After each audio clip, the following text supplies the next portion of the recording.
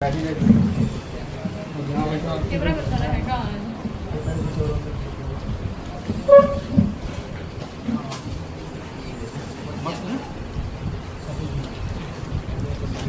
का जो है इसका जो बैक्टीरिया होता है क्या नाम है उसका?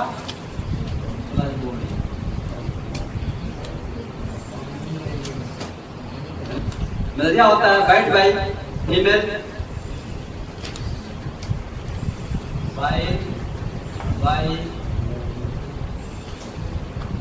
female Anopheles mosquito.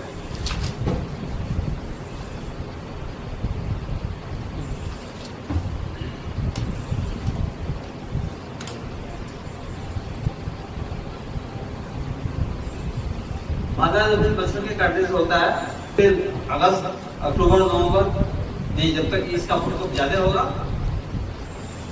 इसका टाइप होता है मलेरिया का, क्या टाइप इसका होता है? Types of Plasmodium bacteria type है।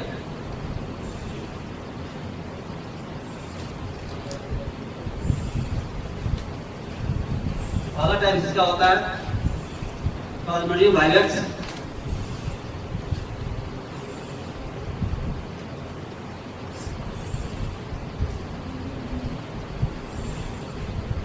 दूसरा होता है प्लाज्मोडियम फाल्सिफेरम।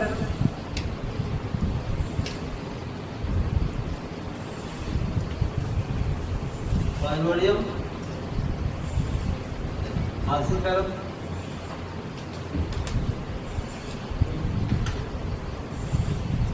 तीसरा होता है प्लाज्मोडियम मलेरियाई।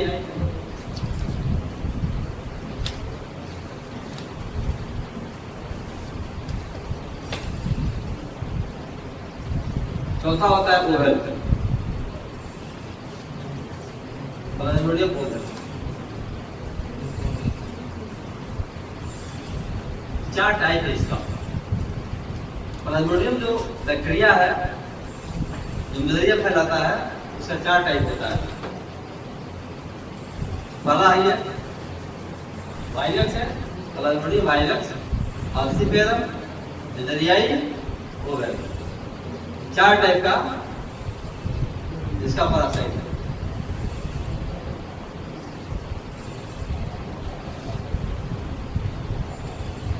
बताइए, पहला बता रहा है आपको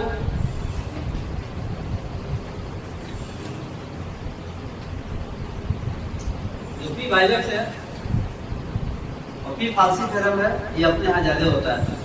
ये दो जो है अपने यहाँ ज्यादा होता है, वायरस और फाल्सिफेरम। ये दो मलेरिया अपने यहाँ ज्यादा पाया जाता है। ठीक है, इसका मलेरिया का जो है नेचर देखिए इसका। पता है कि in India P vivax and falciparum infection are common. In India P vivax मतलब प्लाज्मोडियम वायरस और प्लाज्मोडियम फाल्सिफेरम ये कॉमन इन्फेक्शन है, अक्सर यहाँ ज्यादा होता है इंडिया के अंदर। और कहता है कि अफ्रीका के अंदर जो है पी ओवल इन्फेक्शन जो है ज्यादा अफ्रीका में होता है। अफ्रीका में पी ओवल ज्यादा होता है। मलेरिया भी सिंपल भी होता है और मैलिग्नेंट भी होता है। जो पी वायरस मलेरिया होगा ये सिंपल मलेरिया है, दवा से ठीक हो जाता है, उतना खतरनाक नहीं है। लेकिन प्लाज्मोडियम फाल्सिफेरम मलेरिया हो जाए तो मैलिग्नेंट होता है, बहुत खतरनाक होता है, नहीं इसमें जान भी चली जाती है। तो इसका हम लोग सिम्टम पढ़ेंगे, नहीं ट्रीटमेंट जानेंगे इसका क्या ट्रीटमेंट है उनके इलाज में। P Oval and P virus, P Oval and P virus, P Oval and P virus. Malaria 5 years commonly 5 साल तक हो सकता है इलाज का। P Oval and P virus malaria 5 years. इसलिए इस आदमी में जो मलेरिया होता है देखते हैं ना कितना इलाज करा के हार जाता है, नहीं इसमें मलेरिया आते रहता है, आते रहता है। मलेरिया पेशेंट को ऐसा देखे ना बाहर बैठेगा आते रहता है, नहीं फिर जाएगा रिपेयर में दवा शुरू होगा, फिर कुछ सप्रेस करेगा दवा बीमारी, फिर अटैक करेगा। इसका बहुत लॉन्ग टाइम तक इसका पैरासाइट जो है छिपे रहता है बॉडी के अंदर। फाल्सीफेरम में टर्मिनेट 6 to 8 मंथ। जो फाल्सीफेरम मलेरिया है, फाल्सीफेरम वह 6 से 8 महीना जो है मैक्सिमम 1.5 साल तक नहीं वो प्रोसेस कर सकता है। तो जितना ही लॉन्ग टाइम तक रहेगा धीरे धीरे बॉडी को उधर क्या करेगा, डिसाइड करेगा, अपना मेलिग्नेंसी पैदा करेगा बॉडी में। फाल्सीफेरम नहीं, ये जानलेवा बीमारी ठीक कहता है। पी मलेरियाई इन्फेक्शन में last for as long as 50 years. जो मलेरियाई है वो 50 साल तक रह सकता है, पूरा जीवन भर। इसका जो पैरासाइट है नहीं वह जल्दी बहुत प्रॉब्लम करता है, बहुत लॉन्ग टाइम तक करता है। तो अपने ट्रीटमेंट में जो है किसी तरह का अगर फीवर है, मलेरिया है तो अपने इलाज में ठीक हो जाता है। मच्छर है जो प्लाज्मोडियम, जो मच्छर के मुंह में उसके अंदर होता है स्पाइरोजाइट्स होता है, उसका जो लार्वा है उसको क्या बोलते हैं, स्पाइरोजाइट्स। जो निकलेगा फाइट करेगा, काटेगा, कहाँ घुसेगा, ब्लड में। ब्लड दूसरा ब्लड में चला गया, ब्लड से सीधे जाता है मलेरिया पर, सीधे लीवर को डैमेज करता है। सीधे जाएगा कहाँ को, लीवर में अपना होस्ट बनाएगा, नहीं उसमें रहेगा और वहां से अपना मल्टीप्लाई करेगा, वृद्धि करेगा ना। इसीलिए मलेरिया में कोई पार्ट डैमेज होता है तो सबसे अधिक लीवर होता है। लीवर क्या है, हेपाटोमेगाली, लीवर उसमें बढ़ जाता है। ठीक है, स्क्रीन भी बढ़ता है। फर्स्ट अटैक किसको होता है, मलेरिया पेशेंट को आप देखते हैं जब ब्लड टेस्ट कराएंगे उसका सीरम बिलिरुबिन बढ़ा रहता है, इसलिए लीवर डैमेज की तरफ जाता है ना, लीवर पर उसका इफेक्ट पड़ता है, इसलिए सीरम बिलिरुबिन हल्का बढ़ावा मिलेगा।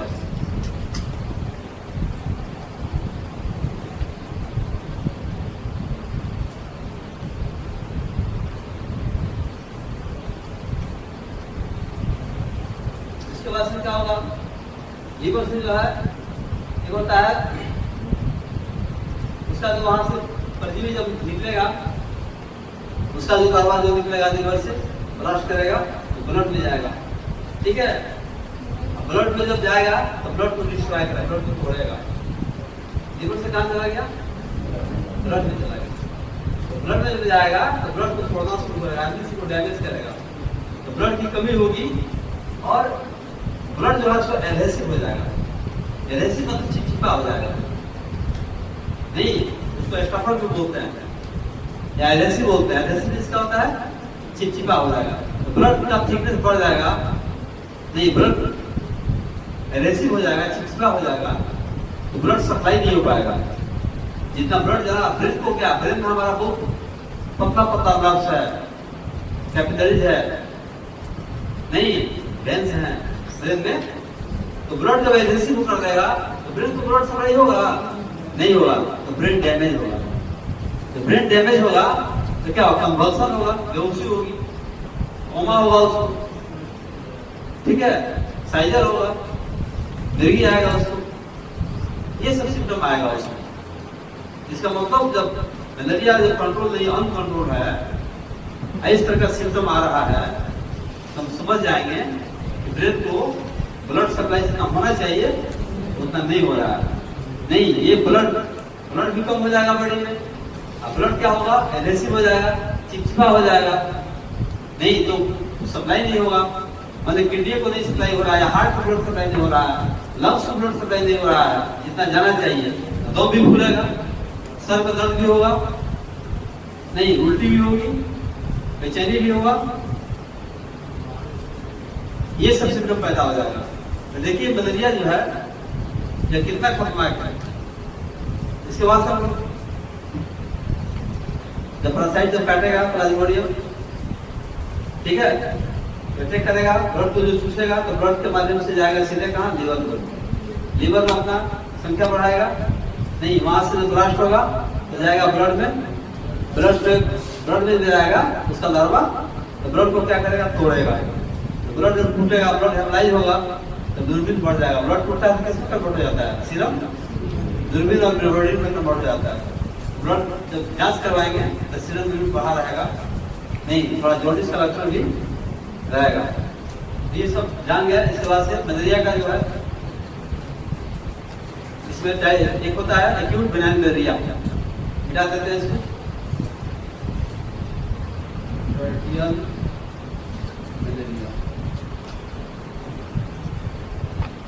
Acute benign tertian malaria. इसका देखिए क्या नेचर होता है इस मलेरिया का।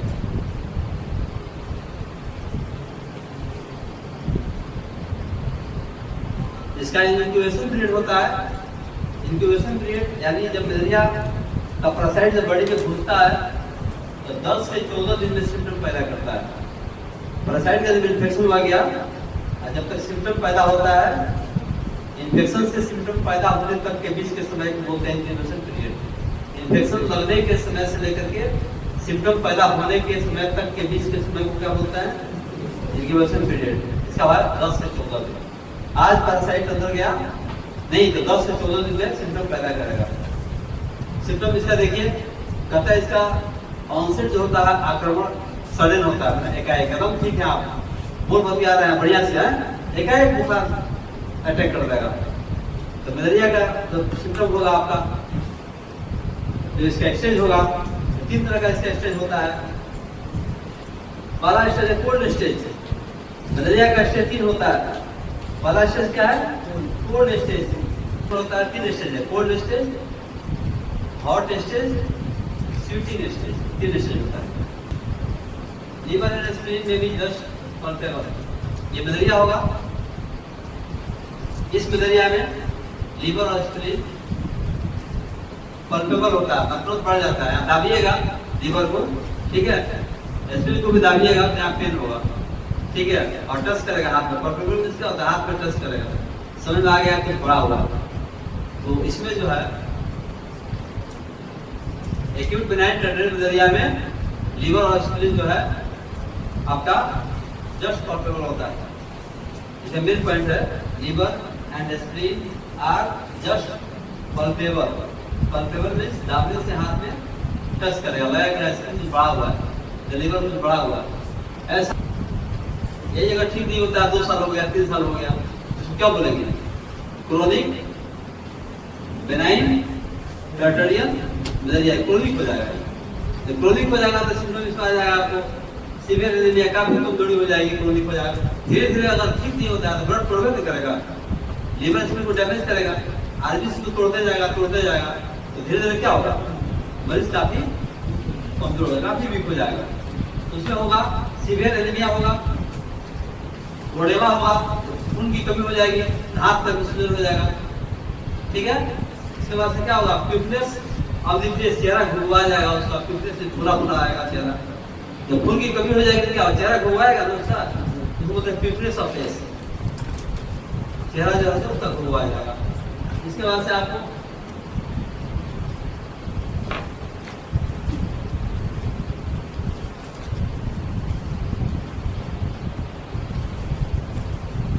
क्रोनिक में माइल्ड जॉन्डिस भी रहेगा उसका।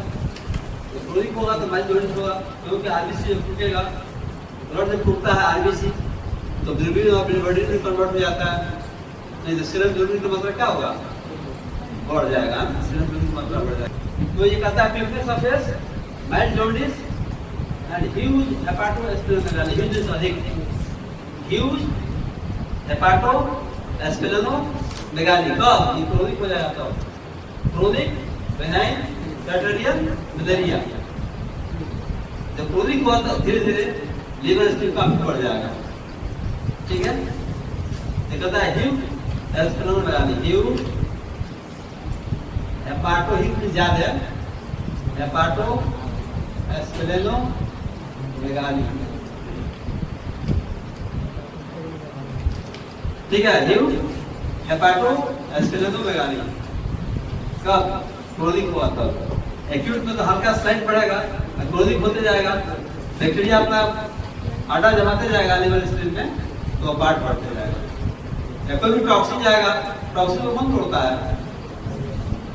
जितना भी आपका सेल डेथ करता है उसको खाता कौन है? उसको डाइजेस्ट कौन करता है? उसको डिस्ट्रॉय कौन करता है? एस्पिरिन। मलेरिया लंबा समय तक रह जाए, क्रोनिक हो जाए, नहीं तो उसका बॉडी के अंदर उसका इन्फेक्शन धीरे धीरे बढ़ते जाएगा, उसका असर डीप सेल तक जाएगा, डीप सेल तक जाएगा, पूरा आपको आरबीसी से तो डिस्ट्रॉय होगा करेगा, बोन मैरो को भी डैमेज करेगा नहीं। और उसमें क्या होगा? कोजेक्सिया होगा, कोजेक्सिया डेवलप्स। कोजेक्सिया मीन्स होता है क्षय, कोजेक्सिया मीन्स होता है क्षय। लीवर का क्षय होगा, ब्रेन का क्षय होगा, बोन मैरो क्षय होगा नहीं। इसीलिए उसका ट्रीटमेंट जो है जल्दी करना चाहिए। अब देखिए इसका ट्रीटमेंट क्या दे रही है हमारे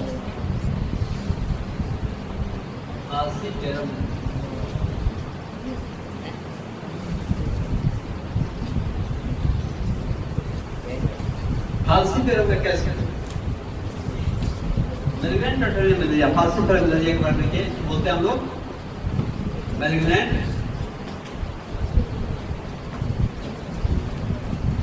नोटोरियल मलेरिया।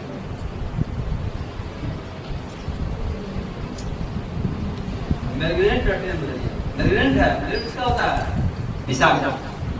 हम कैंसर को भी बोलते हैं, मैलिग्नेंसी बोलते हैं ना, उस प्रकार से मैलिग्नेंट का मतलब होता है ये मलेरिया विषाक्त है।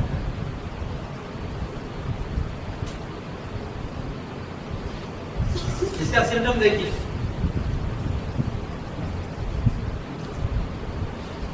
ये प्राइमोर्डियल फाल्सिफेरम जिसका पैरासाइट है, इसका इन्फेक्शन है।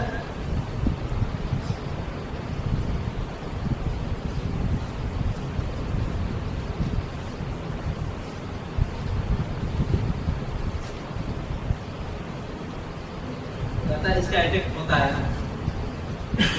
कैपिलरीज है, कैपिलरीज, वायरस कैपिलरीज और टाइप्स ऑफ ऑर्गन्स जितने भी हमारे बॉडी का ऑर्गन्स का कैपिलरीज है नहीं, ब्रेन का या हार्ट का या किडनी का, जहाँ ब्लड सप्लाई जा रहा है ना कैपिलरीज, जो पतला जो कैपिलरीज है, जो हार्ट से जो मोटा रस निकलता है उसको क्या होता है? बेटा आर्टरी डिवाइड होता है, क्या होता है? आर्टरी, आर्टरी डिवाइड हो जाता है आर्टियोल्स, आर्टियोल्स कन्वर्ट करता है कैपिलरीज, कैपिलरीज कन्वर्ट करता है वेनुस, वेनुस कन्वर्ट करता है वेन पे, वेन से वेना के बाद बनता है नहीं, जो हार्ट में जाकर के इतना गंदा खून है वेना के बाद से जाकर के हार्ट में गिरता है, ठीक है। आर्टा से हार्ट से बाहर निकलता है, मोटा मोटा नाली है उसको बोलते हैं आर्टा नहीं, कैपिलरीज। इसका अटैक क्या होता है? जितना भी कैपिलरीज हमारे पतला जो ब्लड वेसल्स है नहीं, वहां जाकर के उसको क्या कर देता है? ये वहां एडेसिव पैदा करता है, ब्लड को गाढ़ा बना देता है, ब्लड को चिपचिपा बना देता है, ये है ना। तो चिपचिपा बनाएगा तो फिर ब्रेन को या पार्ट को ब्लड सप्लाई नहीं होगा, तो सबसे ज्यादा इसमें ब्रेन डैमेज होता है। तो क्या होगा इसमें? वेरियस ऑर्गन्स, स्प्लीन है, लीवर है, ब्रेन है, बोन मैरो है। देखो स्प्लीन, लीवर, लीवर पर और जो उसका कैपिलरीज है, हेपाटिक आर्टरी है, हेपाटिक आर्टरी जो लीवर को ब्लड सप्लाई करती है। हेपाटिक में क्या होता है? लीवर, हेपाटिक आर्टरी लीवर को ब्लड सप्लाई करती है, उस कैपिलरीज को जाम कर देगा, तो लीवर को ब्लड नहीं मिलेगा। स्प्लीन को जाम कर देगा, स्प्लीन को ब्लड नहीं मिलेगा। बोन मैरो, जहां से आपका आरबीसी बनता है नहीं, तो आपका आरबीसी बनना बंद हो जाएगा, इसलिए मैलिग्नेंट है। ब्रेन को जाम कर देगा, ब्रेन को ब्लड नहीं मिलेगा, तो ब्रेन को ब्लड नहीं मिलेगा, ऑक्सीजन नहीं मिलेगा, फिट आएगा, बेहोश होगा, साइजर होगा। तो मलेरिया में इस तरह ऊपर आ जाए, ह्यूमिडिटी बहुत होगा, बहुत सीन में दर्द होगा, हाइपोक्सिया होगा, ऑक्सीजन की कमी होगी, बेचैनी हो जाएगा उसको। इतना सब सिम्टम है फाल्सिफेरम का, बहुत खतरनाक है नहीं। तो इसमें कहता है कि आरबीसीआर एसटीकी, आरबीसीआर एसटीकी भी होता है चिपचिपा, इसमें आरबीसीआर एसटीकी, एसटीआई सीकेवाई नहीं, एसटीआई सीकेवाई, एसटीकी भी इसका होता है चिपचिपा, आरबीसी क्या हो जाएगा? चिपचिपा हो जाएगा नहीं। तो इसमें जो है आपको कहता है RBC not passes of narrow capillaries. RBC are not passes with narrow पतला capillaries. RBC are not passes in narrow capillaries. जो पतला कैपिलरीज है, ब्लड वेसल्स है, उसमें आरबीसी पास नहीं करेगा, नहीं करेगा, क्योंकि स्टिकी हो गया, चिपचिपा हो गया। तब क्या होगा? Severe headache. सिम्टम क्या होगा? सीवियर बैकेज होगा, पीठ का दर्द होगा, मेलेंजिया आपने सेक्रोइलिया काफी पीठ में दर्द होगा, ठीक है। और फीवर प्रोलॉन्ग, बुखार नहीं छूटेगा उसका, फीवर प्रोलॉन्ग, बुखार नहीं छूटेगा। और इसका फांसी तरफ मलेरिया का बुखार उतना हाई नहीं होता है, साइलेंट रहता है। फांसी तरफ मलेरिया होगा ना क्रोनिक, तो फीवर हाई नहीं होगा, ये पकड़ में नहीं आएगा डॉक्टर को, है ना। हो सकता है फांसी तरफ मलेरिया, क्योंकि जो ओवेल है, वाइवेक्स है, उसका सिम्टम बताया बहुत कभी होगा उसको, नहीं घर भर का उसको चादर बढ़ा देंगे तो भी इसका कभी नहीं जाएगा कोल्ड स्टेज में, फिर हॉट स्टेज, फिर आता है स्वेटिंग स्टेज। लेकिन इसका क्रोनिक स्टेज में हाई फीवर नहीं होता है, लेकिन ऑर्गन को डैमेज ज्यादा करता है। बताया स्प्लेनोमेगाली इसमें लेट से होता है, इसमें स्प्लेनोमेगाली लेट से होता है, देर से। इसका और भी कॉम्प्लिकेशन देख लीजिए फांसी तरफ का, कहता रेस्पिरेटरी मैंने कपड़ा रेनम, intestinal are and liver functions are very much altered, सब लिवर स्प्लीन, ठीक है। आपका लंग्स ये सब इफेक्टेड हो जाता है, वोमिटिंग पड़ गई, उल्टी भी होते रहेगा, एनीमिया तो होगा ही, एनीमिया होगा, सर्कुलेटरी कोलैप्स, सर्कुलेशन जब नहीं होगा तो हार्ट अटैक हो सकता है, नहीं सर्कुलेटरी कोलैप्स, सर्कुलेशन नहीं हो पाता है, सर्कुलेटरी कोलैप्स कर जाता है। तो इसको तो हम पढ़ते आ रहे हैं। प्रोसेस यूजुअली ग्रेव, इसका प्रोसेस बहुत ग्रेव होता है, बहुत भारी होता है। फांसी फ्रेम का जो प्रोसेस का परिणाम ग्रेव किसका होता है? खतरनाक नहीं, इसमें आदमी ज्यादा करता है। भी कहता है हेपाटोमेगाली, हाइपोग्लाइसेमिया,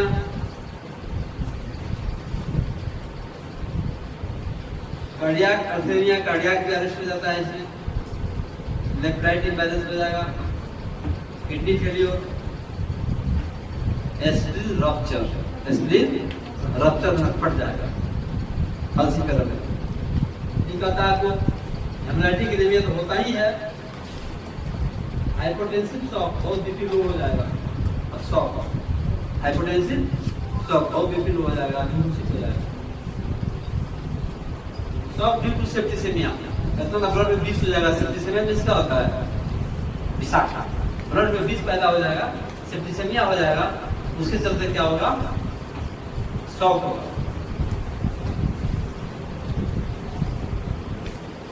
ऊर्जा आएगी, ठीक है। ये फांसी तरफ बहुत खतरनाक है, आपको मैंने बता दिया।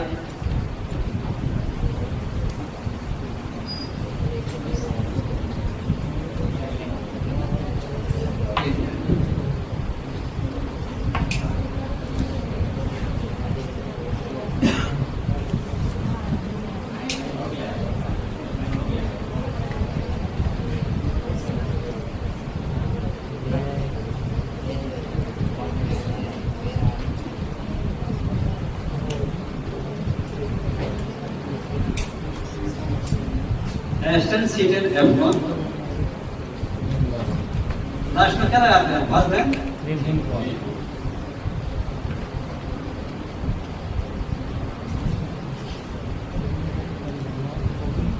इलेक्ट्रिक में डब्ल्यू लगाइए, वाई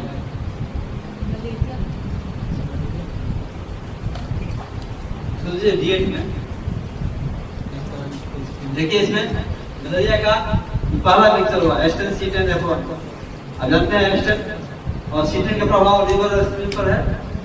F1 का प्रभाव जो है सो पूरा नर्वस सिस्टम से लेकर के पूरे मतलब आपको लीवर स्प्लीन सब पर प्रभाव। उसकी स्पेसिफिक मेडिसिन क्या है?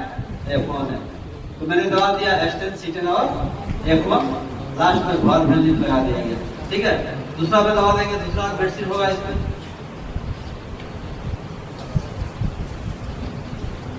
इंडियन दवाई मिल जाएगा आपको। हमारा दवाई 36 नंबर दवाई और ये स्पाइक बहुत इफेक्टिव है 36 और ये स्पाइक टाइफो मलेरिया। 36 नंबर दवा क्या है? टाइफो मलेरिया, टाइफाइड और मलेरिया के लिए बहुत अच्छी दवाई है। और 5 नंबर भी इसको हम देंगे D8 में।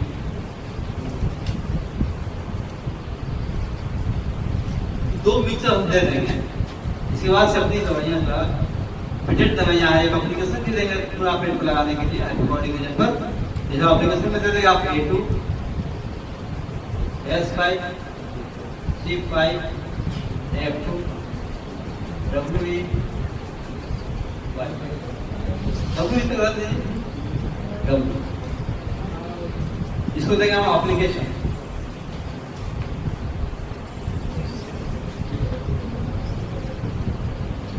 पूरा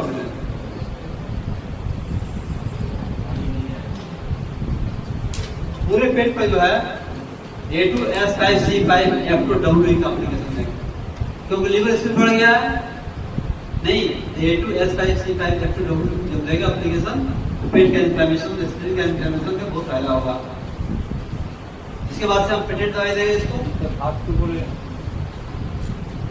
एप्लीकेशन देंगे इसको D4 से। एप्लीकेशन पेटेंट में देंगे इसको वॉर्मेक्स का। वॉर्मेक्स टैबलेट है अपना 2 गोली 4 टाइम से कम होती है। लाइफ गार्ड 10 में 4 टाइम। लाइफ गार्ड पर टॉक्सिन को मारता है। लाइफ गार्ड का क्या? टॉक्सिन आउट करना, जो भी कॉम्प्लिकेशन हो रहा है ना नहीं होने देगा। लाइफ गार्ड वर्कर्स क्या करेगा? वर्क को मारेगा, पैरासाइट को मारने का काम करता है नहीं, ये पूरे इम्यूनिटी को बढ़ाता है बॉडी का। जो भी इंटेस्टाइन के अंदर, लीवर के अंदर, स्प्लीन के अंदर जो भी पैरासाइट छिपा हुआ है उसको डिस्ट्रॉय करने का काम करता है। इसके बाद देंगे इसको हम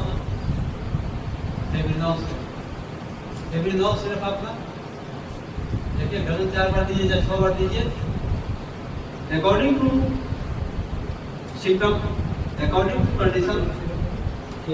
दवा का डोज हम रिपीट करते हैं 2-2 घंटा पर नहीं, अकॉर्डिंग टू बुखार है उस पीरियड में क्या दवा को 1 घंटा रिपीट करेंगे। बुखार ठीक हो गया फिर 4 टाइम यूज करेंगे, क्योंकि फीवर इसका हमेशा नहीं रहता है। 10 नंबर भी मिला सकते हैं। आगे देखिए पेटेंट कौन देगा फिर इसमें बायोमिनाइजर इम्यूनिटी बढ़ाने के लिए और हेल्थ टोन भी दीजिए अपना सब 4 टाइम दीजिए, 1-1 घंटे 4 बार 5 ml 4 टाइम, 5 ml 4 टाइम देंगे।